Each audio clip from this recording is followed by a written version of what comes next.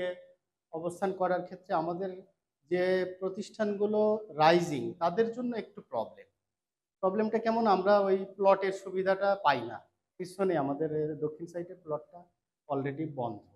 এখন এটা বেসিক যে এখানে পরিচালক যারা আছেন তাদেরকে ব্যালেন্স করতে হবে। জায়গাটা একটু নিচু জায়গা হওয়ার কারণে বিভিন্ন জায়গাতে এই যে ফ্যাক্টরিগুলো বিশেষ করে বন্ধ। ওইখানে মশামাছি, তারপরে ঝোপঝাড় জঙ্গল এগুলো আছে ওখানে।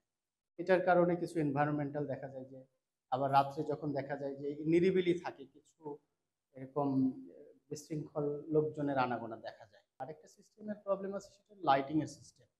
এই বেসিকের ভেতরে সন্ধ্যার পরে কোনো লাইটিং থাকে না। এটাও আমি ফিল করেছি।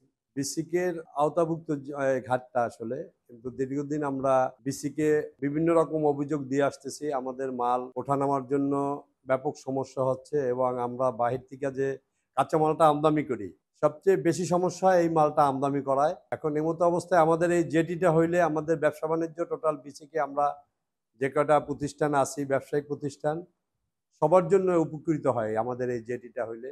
নায়াসিনামাইড ও স্যালিসাইলিক সমৃদ্ধ লিলি ফেস ওয়াশ, যা ফেসের ডেড স্কিন সেল দূর করে দেয় দ্বিগুণ ফাস্টার ব্রাইটেনিং। আমাদের গ্যাস সংকট, গ্যাসটা যদি আমরা পেতাম তা সেক্ষেত্রে কিন্তু আমরা সহজভাবে এখানে বিভিন্ন ধরনের বিজনেস করা যেত। পরবর্তী সংকট হলো ড্রেনেজ ব্যবস্থা। বিসিকে ড্রেনেজ ব্যবস্থাটা আমাদের নাই বললেই চলে। যদি বলি সিকিউরিটির জন্য আমাদের এখানে এর আগে বারবার আমাদের মিটিং করা হয়েছে। এই প্রতিকূলতা যদি পর্যায়ক্রমে ওভারকাম করা যায়, সেক্ষেত্রে ব্যবসায়িক পরিবেশ যদি সৃষ্টি করা যায়, তাহলে উদ্যোক্তারা এখানে ব্যবসা করার জন্য আগ্রহ প্রকাশ করবে এবং তারা এখান থেকে অন্যত্র কোথাও তারা যাবে না। বিসিক শিল্পনগরী পটুয়াখালীতে প্রবেশ পথে এখানে পৌরসভার রাস্তা এবং পানি উন্নয়ন বোর্ডের যে স্লুইস গেট রয়েছে,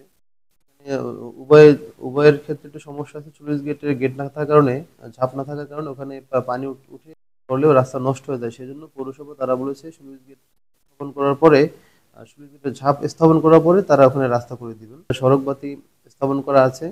কোনো টেকনিক্যাল সমস্যার কারণে হয়তো এখন গত 2-3 দিন যাবত বাতি বন্ধ আছে। আমরা যথাযথ কর্তৃপক্ষের সাথে কথা বলে বিষয়টা আমরা